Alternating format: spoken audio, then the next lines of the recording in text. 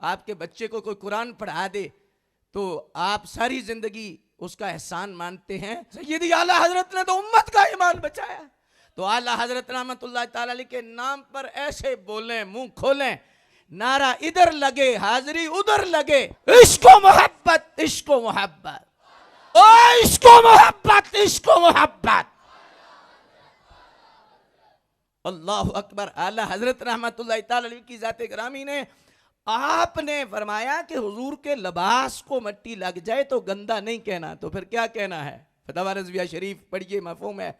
आपने फरमाया खुदा अदब की तौफीक दे तो यूं कहे मट्टी ने दामने अक़दस में पनाह ले रखी है। अब देखिए, आप अंदाजा तो लगाए ना, गौर तो करें ना। जब सरकार की तरफ निस्बत किसी शय की हो तो फिर अंदाज क्या होना चाहिए, फिर बोलना कैसे चाहिए, फिर लफ्ज का चुनाव क्या होना चाहिए। बंदे को उस वक्त मुतवज्जे होना चाहिए कि मैं किस जात की तरफ बात कर रहा हूं और किसकी निस्बत है। यहीं से सारी बात समझ आ सकती है कि अहले सुन्नत व जमात आले नबी को कितना मानते हैं, असहाबे नबी को कितना मानते हैं, रसूलुल्लाह की निस्बतों का ही कितना अदब करते हैं। हमारे इमाम तो कपड़े को मट्टी लग जाए तो गंदा नहीं कहने देते।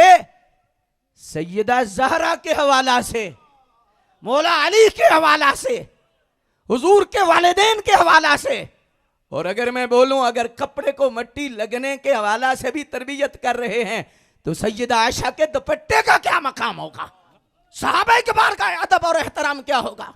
तो हजरात, इसलिए ये जो सख्ती है, ये जिन्हें मसले की अहमियत का पता है, देखें जिन्हें पता नहीं है वो नालेन के बारे में भी बाज दफा कह देते हैं, देखो जी जुत्ती है ना, कभी मस्जिदों में लगा देते हो, कभी सर पे लगा लेते हो।